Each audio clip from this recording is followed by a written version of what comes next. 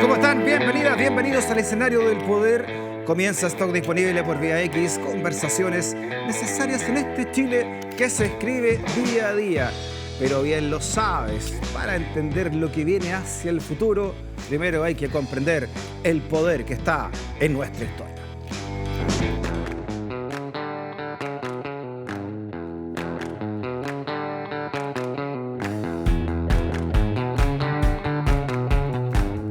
¡Suena la campana! Profesor. Señor Stock. Bienvenido nuevamente. Muchas gracias. Esta vez día martes, ¿ah? Sí. Hicimos un cambio de... Un cambalache. Un cambio en el horario. A petición de la producción. De la rectoría. A producción de la rectoría vamos a hacer un programa de día martes. Claro. Pero no por eso no lo voy a entregar. De la UTP. Manzana, profesor. Gracias, gracias. Que le sienta bien. Aquí está. Estamos con tertulias de verano, profesor. Así es. La semana pasada. Y está ahí en YouTube, lo puedes encontrar. Muchas gracias también por el cariño que nos entregan en YouTube, en nuestros comentarios, profesor. Sí, por las clases que usted muy nos viene buena a hacer onda. acá. Sí. Muy lindo. Hicimos el archipiélago de Juan Fernández. La historia del archipiélago, sí. La historia oculta de que se ve ahí en esos recovecos. La historia submarina. Toda la historia submarina que se cuenta en los caracoles. Oiga, profesor, ¿y supimos por qué se llama Juan Fernández la cuestión? Por ejemplo, claro. Ese brujo De entrada. que hizo pacto con el demonio según la Inquisición. Hechicero. Casi se lo pitean. Sí. Y hoy vamos a seguir con estas tertulias de verano, conociendo la historia también de nuestros grandes lugares y lindos lugares también, ¿no? A lo largo de Chile. Sí, salir de Santiago, esa es la idea, ¿no? Salir de Santiago para hablar del resto de Chile, porque Santiago no es Chile, lo sabemos muy bien. El poder de la historia nos lleva al veraneo. Claro. A conocer otros lugares que no sean Santiago. Bien. Y entonces, ya que no hay vacaciones pagadas, ni viáticos, ni nada, saldremos acá. Es que la imaginación no tiene límite, profesor. Claro. De vuelta nomás entonces en la Vamos, pizarra y vamos, veamos hacia dónde nos lleva el profesor Peralta con Aquí el estamos. poder de la historia, nada menos que a Magallanes, la historia del fin del mundo, la región de Magallanes, profesor. Así es, Magallanes y Antártica chilena, una región fascinante, ¿no?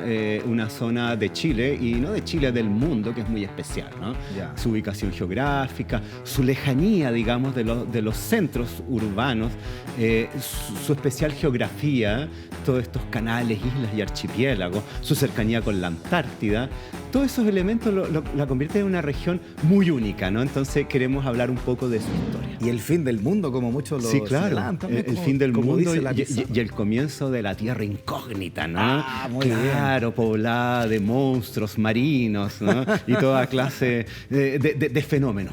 Perfecto, Sí. profesor. Comencemos con datos técnicos, ¿no? Tenemos un Vamos. mapa precisamente de la región de Magallanes para que nos situemos también, no solamente en la historia, sino que también en la geografía. Sí, Ahí sí, está. vamos al mapa, vamos a mapear.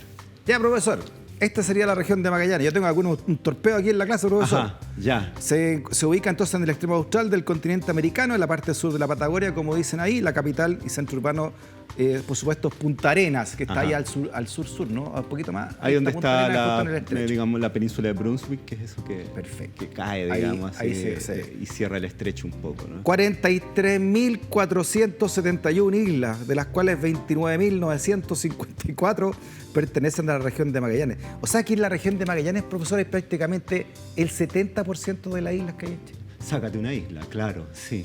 60% aquí. Una Claro, geografía fascinante. claro, y ahí se nota el tiro, profesor, que por qué no está conectado Punta Arenas aún, hasta el día de hoy, no está conectado con la carretera. Tendrías Por que- vía terrestre, Por vía el resto del terrestre. país. No, es una geografía muy difícil, ¿no? Por las islas, por los archipiélagos, sobre todo por los canales, y también por el tema de los campos de hielo, ¿no? Entonces es una región donde es muy difícil trazar una carretera, una vía terrestre, y por eso la conectividad terrestre entre la región de Magallanes chilena con el resto de Chile se hace a través de Argentina. Claro. Y el resto es por vía marítima y aérea. Claro, visto a los ojos de hoy, ahí el plano, ¿no? Y con estas 70% de islas que tiene esta región respecto de Chile, 70%, uno dice, bueno, ¿cómo no se le ocurrió haber corrido la frontera un poquito más a la derecha, ya que están tan baja haber llegado a un acuerdo con Argentina, sí. Bueno, y que nos dejaron una carretera. Hubo forcejeo, pero ya conversamos hace un tiempo atrás, ¿cierto?, el tema de límites con Argentina y claro, a partir de 1881 y luego en sucesivos acuerdos entre Chile y Argentina se logró delimitar la frontera entre ambos países y bueno, uno de los criterios era de las más altas cumbres, ¿no?, de la línea de más altas cumbres y la divisoria de aguas, en el sentido de que el agua que fluye hacia el Pacífico es chilena y hacia el Atlántico es argentina. Y siguiendo esos criterios, genera, ¿cierto?, que la frontera en esa zona, la parte continental de Chile sea muy estrecha. Claro, y eso hace entonces que la carretera austral choque con los campos de hielo. Claro, hasta ahí llegó. Hasta ahí nomás llegó. Entonces hasta no se puede llegar más al norte. Claro. Que, no sé, así es. Un poquito más allá de Puerto Natales se podría llegar, ¿no? Claro. Pero más allá ya no se puede. Ya no se puede. Salvo territorio argentino. Entonces es una geografía muy única, ¿no? Muy única, muy peculiar, que la marca como territorio. Perfecto. Y también marca sus habitantes y su historia. Protagonista de la región de Magallanes, de la historia de la región de Magallanes, profesor, fue el que hoy se conoce como el Estrecho de Magallanes, ¿verdad? Veamos un mapa y nos explica por qué se llama, de partida, por qué se llama Estrecho de Magallanes a esta ruta que fue clave, ¿no?, en el cruce desde occidente a oriente, ¿no? Claro, como aparece en ese mapa que es clarísima la ruta, ¿no? El estrecho Magallanes separa el continente en gran medida de la isla grande de Tierra del Fuego, que es esa gran isla en forma de triángulo o, si se quiere, de bota o de pie, que está hacia el sur. Y es una vía de navegación importantísima porque es la única vía de navegación natural, digamos, geográfica propiamente tal, que conecte el Océano Pacífico con el Océano Atlántico, aparte de cruzar más al sur por el Cabo de Hornos, que eso ya no es un estrecho, sino que es un mar, ¿no? Es el estrecho de Drake, ¿no? Claro, el mar de Drake. El paso de Drake. Y en ese sentido, es mucho más peludo, además. Claro, no hay otra vía de comunicación excepto el Canal de Panamá, que, como se sabe, es un canal construido por el hombre, en una geografía que lo permitía, más o menos, y que tiene además ciertas limitaciones. Se ha visto que últimamente hay buques de un calado que no entran en el canal. En consecuencia, tienen que irse por el estrecho o eventualmente por el Cabo de Hornos. Y eso hace que el estrecho de Magallanes tenga una importancia geopolítica a nivel mundial. Durante más de 3 siglos fue el único paso antes, el único del Canal de Panamá. Así es. Entonces, oye, son 330 millas náuticas, que son como 600 kilómetros más, 610 kilómetros. Claro, en ese sentido, lo que tú comentabas hace un rato de por qué Chile no consiguió más territorio continental, ¿no? Para conectar Magallanes por vía terrestre con el resto del país, lo que Chile finalmente se jugó en las negociaciones con Argentina fue mantener soberanía sobre el estrecho Magallanes. Claro. Esa era la clave, eso era lo más importante, lo que más importaba, y eso se sostiene. De hecho, ahí uno puede ver la frontera y efectivamente tanto la costa norte como sur del estrecho están bajo soberanía chilena. Claro, y se entiende por qué la capital de la región está precisamente a un costado del estrecho. Exacto, ahí, a orillas del estrecho Magallanes. Antes que llegara el señor Magallanes acá con sus barcos, ¿quiénes habitaban esta zona, profesor? Bueno, evidentemente, esta zona estaba habitada antes de la llegada de los españoles, que fue en 1520. 9.000 años antes ya había habitantes. Y la zona de Magallanes, o la zona sur de la Patagonia, para ser un poco más amplio, estuvo habitada hasta la llegada de los europeos por 4 etnias, ¿no? Y hasta lo que va a ocurrir a principios del siglo XX, que es la desaparición o derechamente el exterminio de esas etnias, que, bueno, hay 2 que son, podríamos decir, más bien continentales, que son los tehuelches, que están en la Patagonia, en el sur de la Patagonia, hasta el estrecho, en parte en Chile y en parte en Argentina. ¿Ya? Y al otro lado del estrecho, en la isla grande de Tierra del Fuego, los Selknam. Yeah. Estas 2 etnias eran etnias que eran cazadores terrestres, ¿no? Y tenían una contextura física de gran envergadura. Este va a ser el inicio del mito de los gigantes patagónicos, ¿no?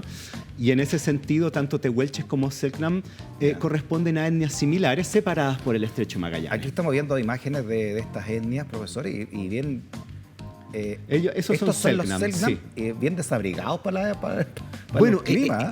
eso Aquí uno anda todo sí. abrigado. Y No, llama mucho la atención que tanto los Selknam como los tehuelches, y en particular, yo diría aún más, las etnias que se ubican en las zonas costeras de los canales y los fiordos, que son los Kaweshkar más al norte, desde el Golfo de Pena hasta más o menos la boca occidental del Estrecho Magallanes, y luego los Yámanas más hacia el sur hasta la zona del Canal Beagle, son canoeros, ¿no? Ya. Y ellos se dedicaban a la pesca, a la caza y a mariscar, o sea, dependían del mar. Estos serían entonces Hay Yaganes esas y ilustraciones, Ocahuéscar. claro. Y ellos, como se ve en esa ilustración, eran capaces de sobrevivir en un clima muy duro, a bajísimas temperaturas, e incluso sumergirse en las heladísimas aguas, ¿no?, de la región, completamente desnudos. Y nadie se resfriaba. No existía el resfrío, no había tal lo que es cosa. el cuerpo humano, la Sí, adaptación. así es. Impresionante. Sí, entonces en ese sentido, esas etnias que desde la mirada europea, en el momento del encuentro entre europeos y esas etnias, son vistas por los europeos como grupos humanos muy primitivos. Sí. Sin embargo, nos demuestra que habían logrado un nivel de adaptación a ese entorno tan natural, aún más desarrollado que los mismos blancos, que fueron incapaces de establecerse en esa zona por siglos. Sin embargo, ellos la habitaron por milenios. Entonces, esa mirada de lo que es, digamos, más civilizado, menos civilizado, más salvaje o menos salvaje, se pone, yo diría, en duda en cuanto a la capacidad de adaptación que sí tuvieron esos pueblos muy superiores a los europeos o a los denominados blancos.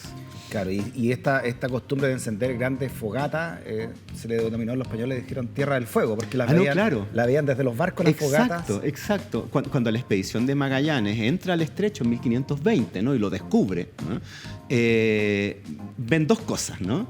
Al norte del estrecho Magallanes, o sea, lo que sería la zona de la Patagonia Occidental, grandes huellas en la nieve. Ya. Los gigantes patagones, ¿no? Tierra de patagones por la tremenda pata, ¿no? Que eran los Selknam, estos que se vestían y se pintaban también. No, en ese caso eran los tehuelches, al norte. Y al sur, en la Tierra del Fuego, donde nadie se atrevía ni a recalar, porque la costa no tenía puertos naturales, en la zona del estrecho, al menos en el sur. Lo que sí veían en las noches eran enormes fogatas. Perfecto. Entonces, la del norte era tierra de patagones y la del sur era tierra de los fuegos. Y de ahí surge la Patagonia y la tierra del fuego. Qué buena, o sea, la denominación, la toponimia, surge de un malentendido. O sea, la Patagonia es porque eran patugos. Porque tenían la manzapata. Y de ahí surge... Bueno, y no es porque calzaran 50, sino porque además utilizaban en invierno un tipo como de calzado de piel que dejaba una huella aún más grande.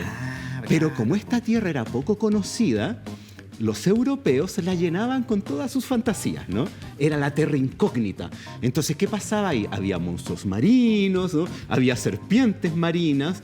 Se suponía que el continente llegaba hasta el Polo Sur y estaban los gigantes patagones. Y durante larguísimo tiempo se va a alimentar la imaginación de los europeos con que este es un territorio de fantasía y de utopía, ¿no? Entonces se lo llena aún más de misterio. Claro, más encima perdido en el mundo. Exacto. Y con todos los problemas que había para llegar, la muerte, las tormentas, ¿no? De hecho, yo recuerdo un profesor historiador hace mucho tiempo me dijo una frase que a mí me hace mucho sentido. Cuando llega a Magallanes en 1520, más bien cruza el que luego se va a llamar Estrecho Magallanes, pero cuando él llega le pone la punta de las 11.000 vírgenes y luego se cambia a Estrecho de Magallanes. Y luego van a llegar otras expediciones posteriores. ¿Ya? Los que podían llegar a esas regiones tan aisladas, con esos mares tan tormentosos, eran aquellas potencias navales más adelantadas tecnológicamente en la época, que eran España, Portugal, Inglaterra y Holanda. Es lo mismo que si ahora hicieras un viaje espacial. Exacto, claro. Si tú quieres llegar a la Luna distinto o Marte, requieres los recursos, la tecnología, ¿no? y el dinero suficiente para armar tal cosa. En esa época era exactamente lo mismo. Exacto. Esta era la NASA entonces, llegando a Marte. Eso era. Lugar ignoto. Eso era. Entonces los primeros son los españoles al mando de Magallanes, que era un portugués, ¿no? Claro, ¿y qué podemos decir entonces de este portugués que no le compra? Portugal después se arrepintieron mucho, ¿no? Sí, le compra muchísimo. la idea de encontrar un estrecho al sur de las nuevas tierras y se lo compra el rey español a Magallanes. Claro. La idea, ¿no? Sí, bueno, lo que él buscaba era una ruta comercial, ¿no? Él quería llegar a las Islas de las Especias, que estaban monopolizadas esas rutas por Portugal, porque la ruta original era irse por África, ¿no? Bajar al sur, dar la vuelta al Cabo de Buena Esperanza y de ahí irse a la India y al Asia. Él dice, no, vámonos para el otro lado. Él pensaba, candor, que la ruta era más corta. Todavía no se cachaba bien el tamaño, ¿no? De hecho, del Océano Pacífico, ¿no? Sí. Y bueno, él dice, debe haber una ruta, debe haber una pasada. Y él la descubre y es efectivamente el Estrecho de Magallanes. ¿A esta altura ya se sabía que América era otro continente? ¿Se entendía al menos? Sí. Querías entonces hacer una pasada de este continente. Bueno, Balboa, cuando logra cruzar el istmo de Darién y en la zona de ahora está el canal de Panamá, por tierra, unas selvas terribles, y llega al otro lado y se encuentra con el medio pedazo de agua, ¿no? Claro, que es el Mar del Sur, le llama él. Ahí ya se dan cuenta que parece que aquí hay algo más, ¿no? Esta ilustración entonces de Magallanes con su expedición cruzando, ¿no? El estrecho junto a su lugarteniente Sebastián Elcano. Claro. Y rápidamente, ¿qué podemos decir de esta expedición de Magallanes? Bueno, la expedición... Este es el descubrimiento de Chile, po. Exacto. 1520, ¿no? Almagro, no, es la primera vez de que el actual territorio chileno queda registrado de la perspectiva europea y queda escrito, ¿no? Queda anotado en un texto. Y claro, ahí vemos cómo Magallanes y su piloto Pigafetta dan cuenta del lugar. Hablan de la geografía, del clima tormentoso, de la costa borrascosa, de estas huellas de los Patagones, de estos fuegos en ese territorio desconocido. Esos son los primeros registros de lo que es Chile. Eso, que la verdad no son muy alentadores.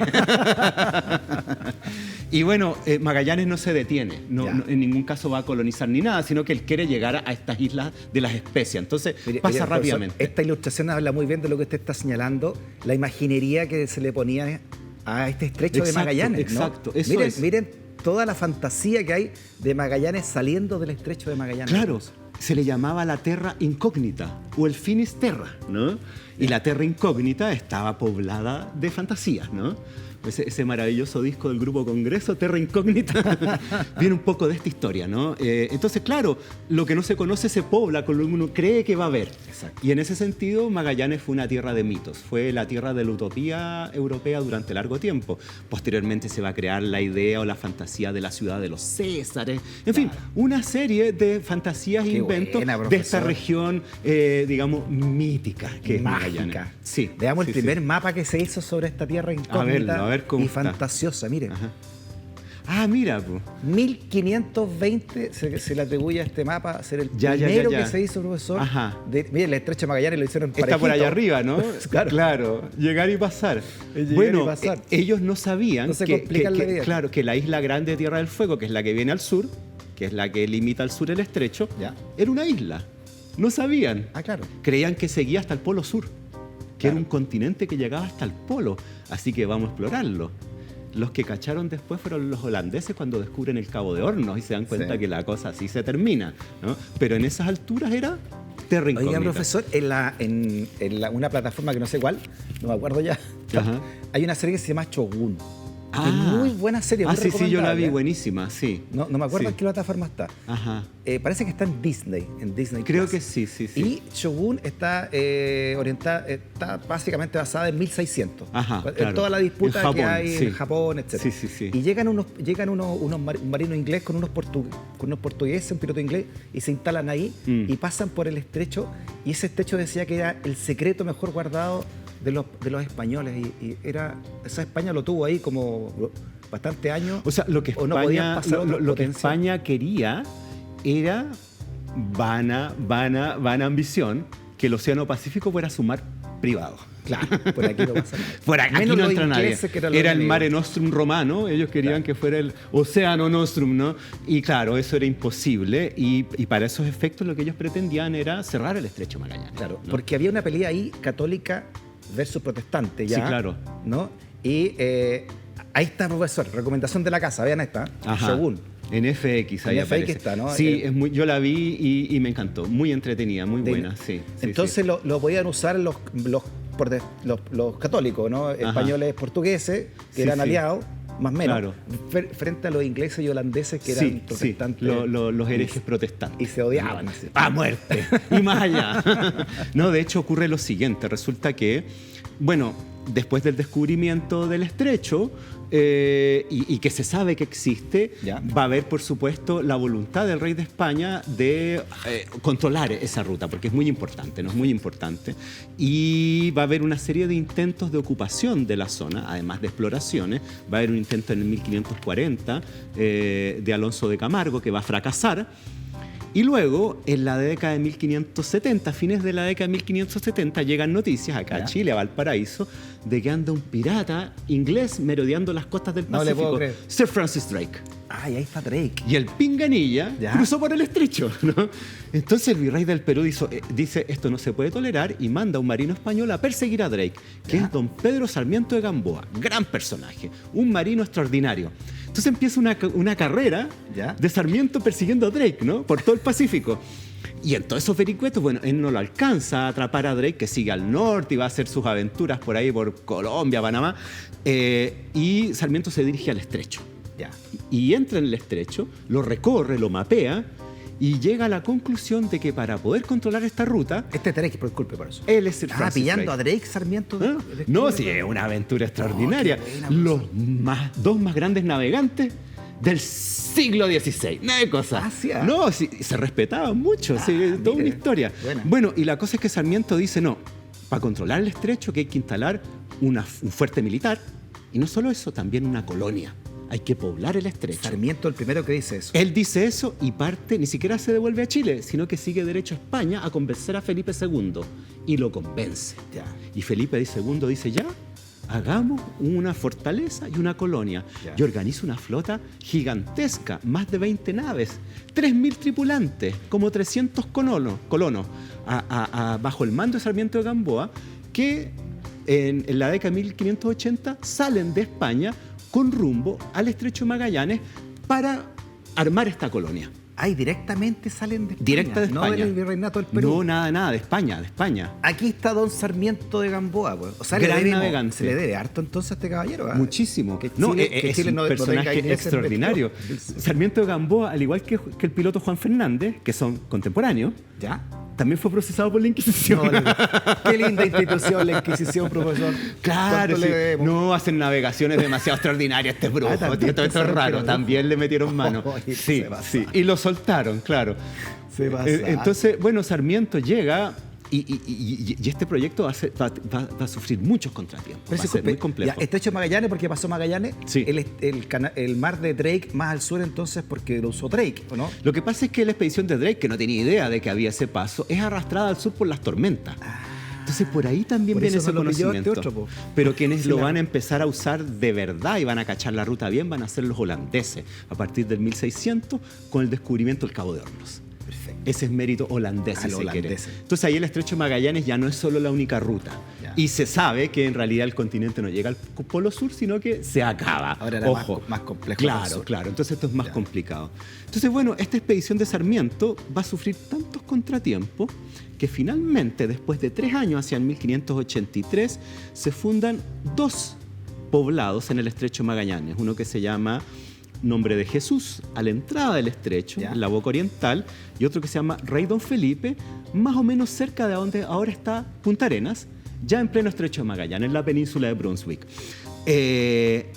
Para hacer ese poblamiento, de las 23 naves solo le quedaban 2. De 23 que llegan 2. 2. Antes que me explique por qué, profesor, revisemos mapas de la época para que veamos Vamos, cómo vamos. va cambiando también la mirada que tenían Exacto. los europeos. Mira, este es Sí, de sí, sí, sí. 1540. Bueno, ahí aún 1540. no se sabe que lo que hay abajo es la isla grande de de Tierra del Fuego, sino que como bien dice ahí, me parece que es Tierra una de tierra la Conquista, dice. Cacha, eso- Del estrecho de Magallanes. Eso aún no se sabe que es una isla.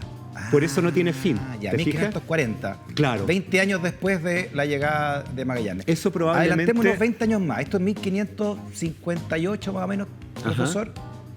Ese es un mapa de mejor calidad. Este pero- se le mandó a García Hurtado de Mendoza. esa es la expedición, si no me equivoco, de Ladrillero. Exacto, Juan Larica. Bueno, eso es hasta 1560, 1558, y él, como tú puedes ver, mapea el estrecho de Magallanes con gran precisión. Oye, está bien hecho este, ¿ah? Pero no se aventura al sur de la isla. Claro.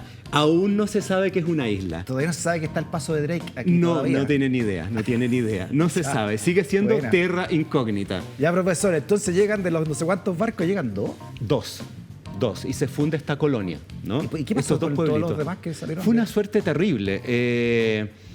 La primera fundación, que es Nombre de Jesús, no es un buen emplazamiento, y finalmente los habitantes de ahí se mudan, digamos, a Rey Don Felipe, que es el que está más o menos donde ahora está Punta Arenas.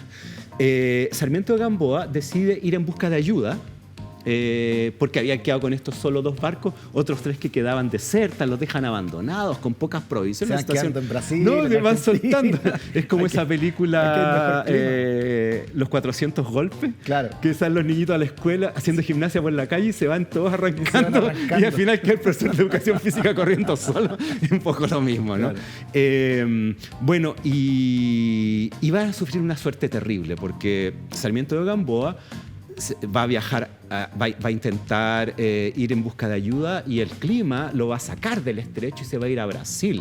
Chuta. De Brasil va a viajar directamente a España en busca Ya. de auxilio, y en el trayecto es tomado preso por piratas ingleses. No le puedo Le creer. capturan el barco y se lo llevan a Inglaterra. No alcanzó a pedir ayuda para los pobres gallos que dejó botados. Espérate, se va a Inglaterra. Oh. Y en Inglaterra, ¿quién estaba? Sir Francis Drake, que había vuelto como un héroe, porque es el segundo en dar la vuelta al mundo después de Magallanes, ¿no? Claro. Seco, después de Sebastián Sebastián Elcano, para ser Elcano, más preciso. Magallanes claro. murió en Magallanes Filipinas. muere, claro. Mm. Entonces, Francis Drake logra hacer contactos para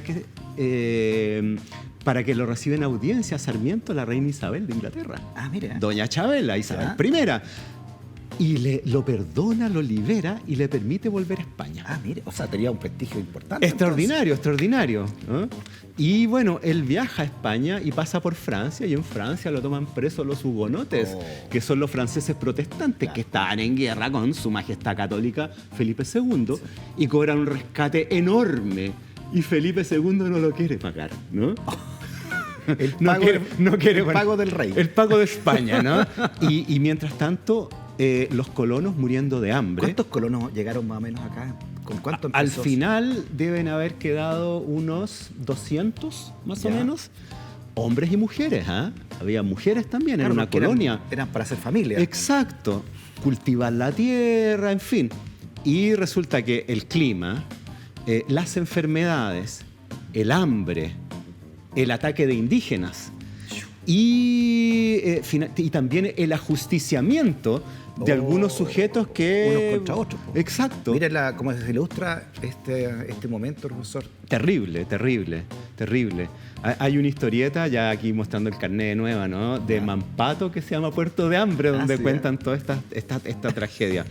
La cosa es que hacia fines de la década de 1580 llega a Rey Don Felipe Ya. finalmente una expedición naval. Le damos una gráfica, profesor, entonces, de cómo se explica este momento también, Ujú. ¿no? Cómo se retrata. Mire, esto lo escribe Antonio Álvarez Pereira Ajá. en las Crónicas de la Patagonia y Tierras Australes. Ya. De inmediato se traza la planta urbana y se adjudican los solares. Con barro, maderas y arbustos levantan viviendas, la Casa Real y la iglesia de Nuestra Señora de la Purificación.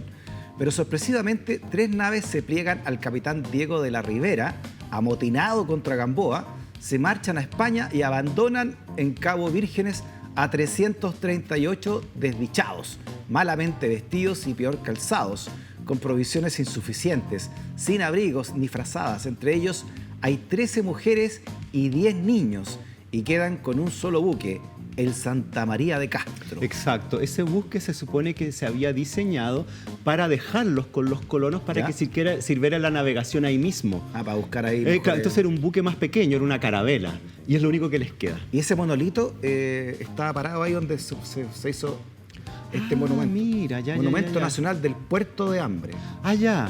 Bueno, ¿por qué se llama Puerto de Hambre y no Rey Don Felipe? Aparte que Pero Felipe no quiso pagar el rescate, Sí, porque- pero eso los colonos no lo sabían. Resulta que llega finalmente un buque. pero es inglés. Llegan los ingleses. Llegan los ingleses. O sea, todo mal, ¿no? Cavendish, Ya. que llega, primero pasa por nombre de Jesús y encuentra un poblado en ruinas, abandonado, lleno de muertos. Y luego sigue por el estrecho y llega más hacia el interior, ¿no? A Rey Don Felipe. Y descubre esta misma calamidad y solo 15 sobrevivientes. 15 de estos 300 que se habla acá. Y logra rescatar a uno antes que los vientos lo alejen y los otros quedan abandonados a su suerte. Es una escena terrible. O sea, por favor, rescaten, ¿no? Y no se puede. Está en la situación de miseria que Cavendish le cambia nombre a Rey Don Felipe y le pone Puerto de Hambre. Ay, fue a este gallo que estamos viendo ahí. Él es. ¿Este era un pirata? Es un pirata, evidente. No, si hay...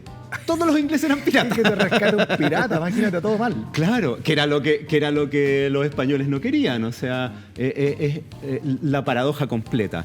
Y, o sea, el primer poblamiento de Punta Arenas... Un fracaso absoluto de Magallanes. Punta Arenas, no, absoluto, un fracaso absoluto. De hecho, en 1590...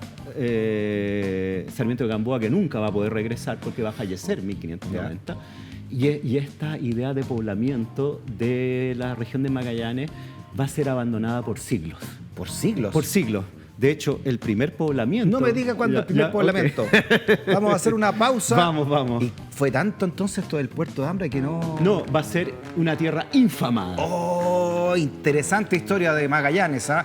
Y pucha, que hay que ser bravo, ¿ah? No, saludo grande a toda la gente de Magallanes. No, sí, porque hay que ser bravo. Yo tengo hasta hartos el día de amigos hoy, magallánicos y les tengo mucho cariño y son gente muy intensa, ¿no? Sí, grandes momentos de vida también allá. Sí. Una pausa y seguimos en clase. Hay interesantísimas clases de verano con el profesor Gonzalo Peralta. No te vayas de la escuelita.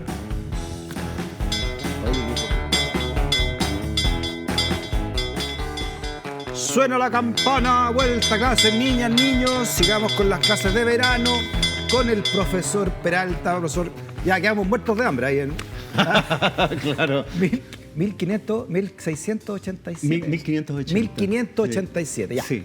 Ya, sí. y de ahí me hizo usted que pasar... Tierra infamada. Siglos sin claro, que o sea, va a seguir habiendo volviera. Navegación y exploración. Como veamos esos mapas, la pasada de los holandeses, el Cabo de Horno. Ya. Se va a seguir siendo una ruta muy importante, pero nadie va a osar establecerse, ni menos colonizar en Magallanes. Salvo nuestros pueblos originarios, repitamos, que hace miles de años que habitaban esa zona. Y que seguían habitándolo y que la geografía no les hacía ningún problema. Todo lo contrario. Todo lo contrario, exacto. Ya, profesor. Oiga, profesor, ¿y qué otras expediciones pasaron por ahí sin asentarse? Así que una que recordemos. A ver, las expediciones. Bueno, los holandeses por el Cabo de Hornos, Brouwer, Hendrix CK, no Jimmy.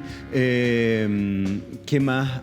¿Verdad que Darwin también llegó por ahí? Ah, pero eso es posterior y eso es muy interesante. Eso ya es en el siglo XIX. ¿Ya? Lo que pasa es que empieza a haber una presencia inglesa en la zona, no menor, que se va a manifestar ya a fines del siglo XVIII con la ocupación de las Malvinas, ¿no?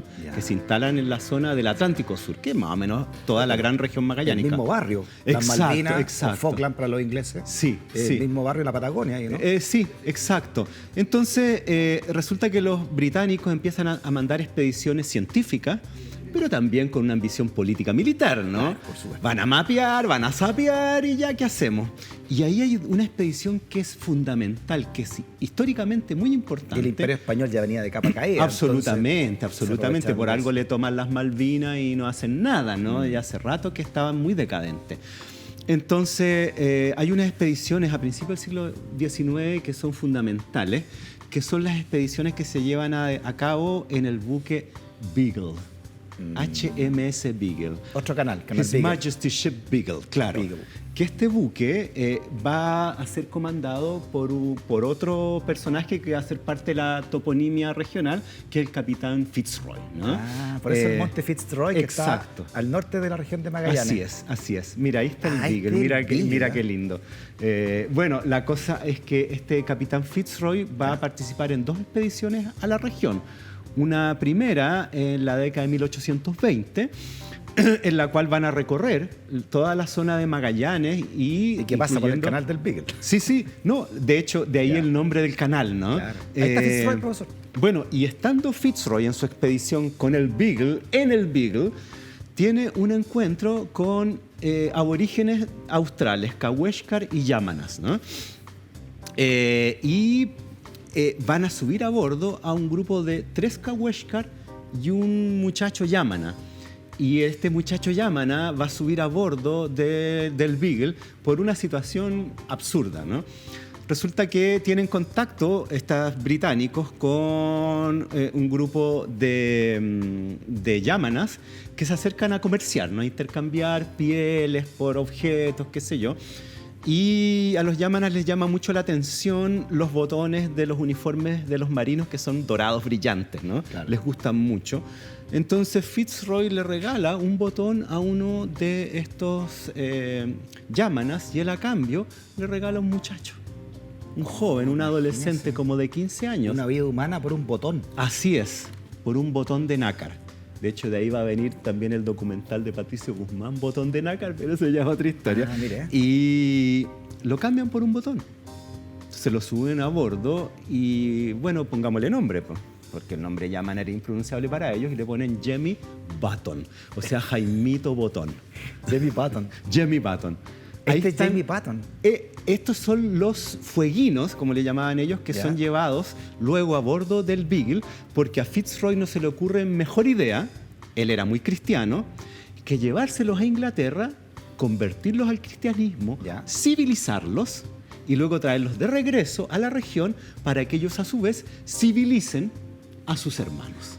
Ah, mira, interesante, profesor. Y siguiendo su lógica de era como llegar a Marte, esto también es llevar como alienígenas, ¿no? Para conseguir más dinero para futuras expediciones también, ¿no? Ahora, a estas alturas, 1820, 1830, ya no era tan lejos como en 1580, pero sí era una región aún misteriosa, ¿no? Aún lejana, aún deshabitada desde el punto de vista europeo. Aquí hay 3 nativos que les cambiaron los nombres, profesor. Ah, claro, ¿no? Fueguia Basket. Y el peinado. Claro, York Minster se llama otro, ¿no? Minster. Otro que se llama algo como Boat, porque se había perdido un bote, se lo habían robado, entonces lo recuperan y le ponen nombre Boat. Bueno, la cosa es que se los llevan a Inglaterra. ¿Y qué pasó con estos Los visten, los educan, les enseñan el idioma inglés, se lo presentan al rey de Inglaterra. Y luego hay una segunda expedición del Beagle al mando de Fitzroy, y en esa expedición él decide traerlos de regreso. Uno de los fueguinos va a fallecer en Inglaterra de enfermedad. A todos ellos los vacunan, pero uno de ellos fallece. Y los otros 3 sobrevivientes son traídos de regreso, entre ellos Jemmy Button. Y en ese viaje de regreso viene un personaje que es fundamental, que es Charles Darwin, que va a ser el naturalista de a bordo del Beagle, junto con Fitzroy, que es el capitán, y con estos Yamanas y Kaweshkar. Bueno, por eso dijo algo interesante usted, que estas enfermedades finalmente diezmaron a mucha población absolutamente, de acá originaria, porque no tenían los anticuerpos para enfermedades. O sea, cuando tú preguntabas por el resfrío, ¿no? Evidentemente que no se resfriaban. No se resfriaban no solo por el clima, al cual estaban totalmente habituados, sino que por los gérmenes. No estaba el virus. No, pues, no había. Y también enfermedades de transmisión sexual también. Exacto. Y el alcoholismo también. En fin, una serie de, digamos, enfermedades sociales, se podría llamar a esas alturas, que los va a diezmar. Efectivamente es así. Entonces, bueno, cuando llegan al canal Beagle con este cargamento, ¿no?, de Yamanas civilizados, desembarcan a Jemmy Button, ¿no? Para que civilice a sus hermanos, y lo dejan ahí. Y siguen con sus navegaciones, ¿no? Regresa unos meses después el Beagle a ver cómo les fue, y no queda nada de la famosa misión, ni de los plantíos, ni de todo lo demás. Ahora, el encuentro de Jemmy Button con sus parientes va a ser complejo y la verdad que bastante triste, porque él llega vestido de europeo, con zapatos, traje, muy peinado, hablando en inglés, y se encuentra con sus familiares. Ahí está, ese es el dibujo, ¿no? Ahí, de corbata. Y va a despreciar a su familia por considerarlos bárbaros. Y no quiere tener que ver nada con ellos, y le provocan vergüenza, ¿no? Ese es el choque cultural. Entonces, esto nos hace reflexionar, ¿cierto?, con las consecuencias de estas ideas preconcebidas, racistas, en los cuales cierto modo de vida superior a otro debe transformarse y, entre comillas, civilizarse, ¿no? ¿Y se sabe qué pasó con este Jemmy Button? Cuando van de vuelta a ver cómo quedó esta especie de colonia, ¿no?, esta obra civilizatoria, y no queda nada, se van a retirar, ¿no?, los británicos, el Beagle, y descubren que de pronto se acercan unas canoas. Y en una de las canoas viene Jemmy Button. Se sacó toda la ropa de europea, está pilucho, cubierto de grasa, que es lo que ellos utilizaban, que era más cómodo, más práctico, y les permitía efectivamente sobrevivir al clima, con su esposa, ¿no? Y con la prole, y a decirles que en el perfecto inglés, y le había enseñado inglés a su esposa, que le hablaba inglés a los gringos en poquísimo tiempo, de que les agradecía lo que ellos habían hecho, que entendía sus intenciones de llevar adelante esta obra civilizatoria, pero que él ya no iba a participar de esta cosa y volvía a la vida con sus antiguos hermanos. Una novela. Es maravillosa. La novela de Jimmy Button. Benjamín Subercaseaux tiene una novela sobre Jimmy Button. Ya, siempre le copian a uno la idea. No se puede pensar. Te la ganó. No, es una historia fascinante y que nos muestra los efectos de estos choques culturales, por así decirlo. Y esta idea de que una forma de vida y una raza, ¿no? Es superior a la otra y debe transformar. Bueno, acá se vio en los hechos el fracaso estrepitoso de esas ideas preconcebidas. Profesor, una pregunta, profesor. Sí. Mire, si vemos el mapa de las Malvinas o las Falklands para los ingleses, Malvinas, uno se da cuenta que le decíamos que el mismo barrio, mira, mostremos el mapa. Ajá. Ahí están las Malvinas, está prácticamente al frente del estrecho de Magallanes y todo lo que hemos hablado. Claro, del ahí estrecho en ese mapa igual la ubicación no es la misma, está más alejado. Yo creo que la pusieron más cerca para que cupiera, ¿no? La latitud más o menos es la misma. Sí, es la región, es el mismo barrio, digamos. Sí. ¿Por qué los ingleses se instalaron en las Malvinas y no lo hicieron y no perdimos el estrecho de Magallanes? O nos instalaron holandeses, ingleses. Claro. Bueno, en un estrecho además tan estratégico, y ya cuando venía tan de capa caída los españoles. España. No, de hecho a esa altura el Imperio Español ya se acabó. Claro. Ya no existe, era digamos. Obvio que era muy apetecible. Había que puro hacerlo. Sí. Bueno, gracias a don Manuel Bulnes y a don Bernardo Higgins. No le puedo creer. Así nomás. Mire. Claro, ¿qué pasa? Esta misma pasada de los ingleses, ¿no? En la década del 30, de 1830, por la región, que aquí nos enteramos claramente. De hecho, los textos que escriben de los diarios de navegación fueron publicados por Andrés Bello en la prensa chilena, ¿no? En el Araucano, que era su periódico, como textos científicos y de exploración.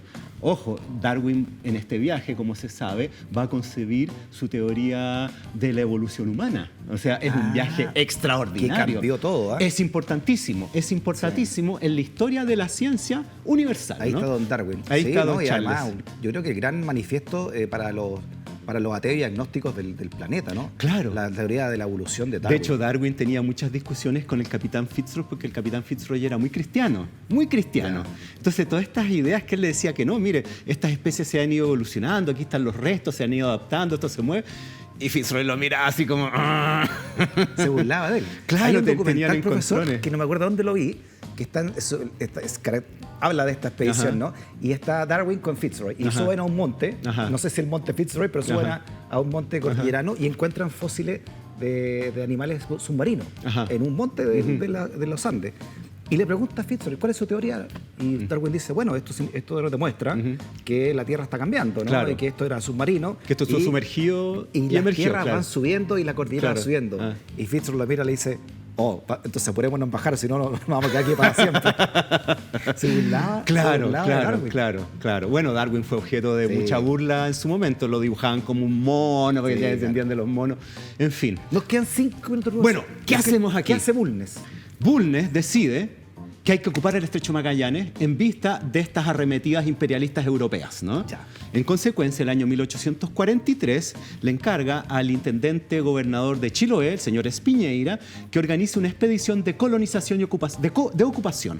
Y en el año 1843 se construye en Ancud la goleta Ancud, y bajo el mando del capitán Juan Williams y con la presencia del naturalista Bernardo Filippi, salen de Chiloé en septiembre de 1843. Ahí está la goleta Ancud, bellísima. Una goleta pequeña, una tripulación de poco más de 20 hombres, muy poquito. Eran más chiquititos también los humanos en esa época. Claro. Pero este es un buque pequeño. Es una goleta chilota. Mire. Mano de obra chilota. Los chilotes secos para la construcción naval y en particular de esa región, que es una navegación muy difícil. Y para los destilados, hacen destilados. Además, también, hacen con lo que sea. Lo que sea, ahora. Fruta que agarran, hacen destilado en Chiloé. No nos desviemos. Hablemos cosas importantes. Claro, pongámonos serios. Bueno, y la cosa es que esto parte en mayo de 1843, en septiembre de 1843 la goleta Ancud desembarca en el estrecho Magallanes y hace el acto de toma de posición de la región de Magallanes para Chile.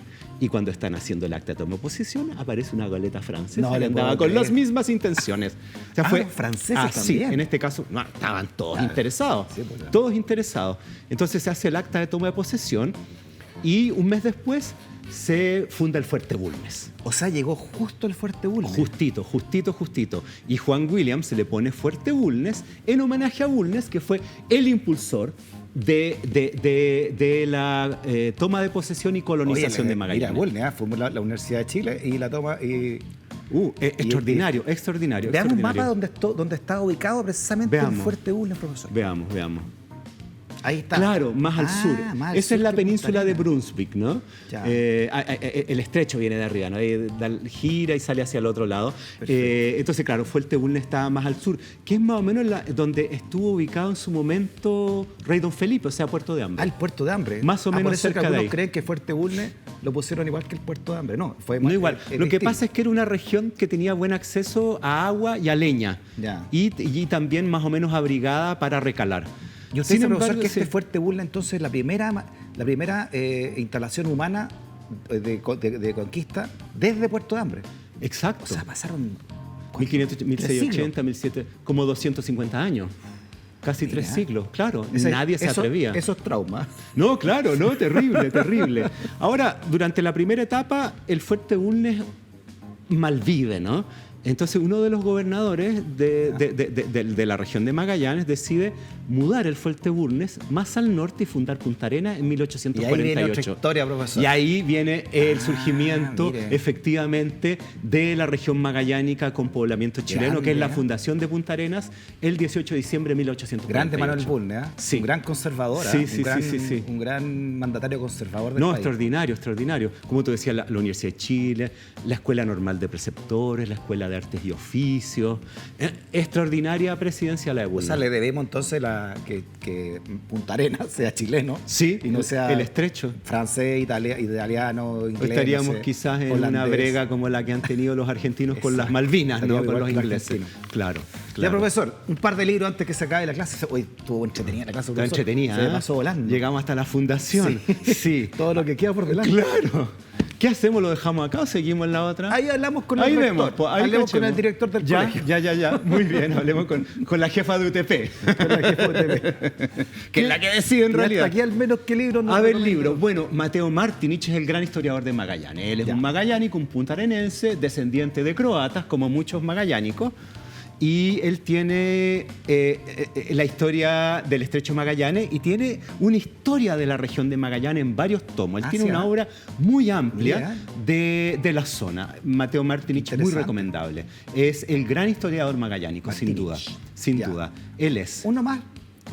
A ver, bueno, podría ser, por ejemplo, el diario de navegación de Pigafetta, de Alejandro Pigafetta, que era el piloto de la expedición de Magallanes, que nos cuenta toda la historia del descubrimiento. Mire que eran lindas las portadas de los libros. Sí. Ahí era el piloto de Magallanes. Claro, que él escribió un diario de navegación donde él cuenta toda esta historia. ¿Habrá llegado con el cano al final? Sí, pues, por algo lo escribió. No lo puede quitar por el eso camino, lo tenemos. No, es de los como 30 que se salvaron, o algo así, o 20. Sí. Bueno, Armando Brown Menéndez, que es descendiente de las grandes familias así adineradas de la zona, también fue un historiador de la región, pero eso más a principios del siglo XX. Perfecto. También él tiene una obra muy contundente. Y no olvidar en ningún caso, por supuesto, y en ese sentido yo rindo, como decía Julito Martín, un sentido de homenaje y me pongo de pie y hago todas las genuflexiones a Francisco Coloane.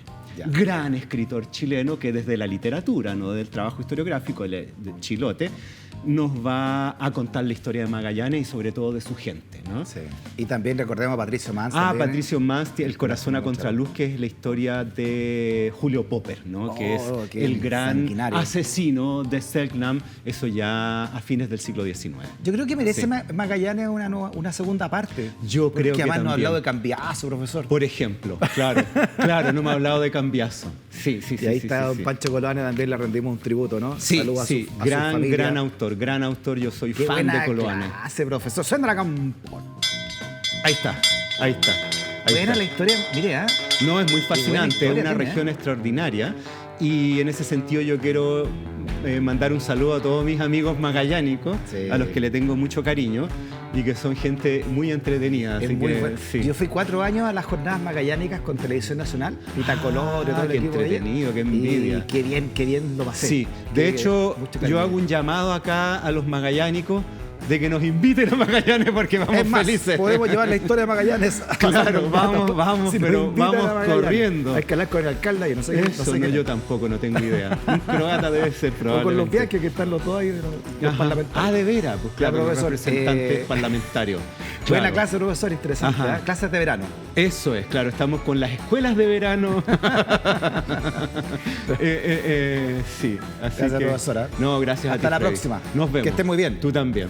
También gracias por la sintonía y nuevamente gracias por tus comentarios que nos dejas ahí en YouTube, profesor. Puro Ajá. cariño, ¿ah? Sí, buena onda. Muchas gracias por todo. Nos vemos siempre en el Living Ciudadano de Vía X. Hasta la próxima.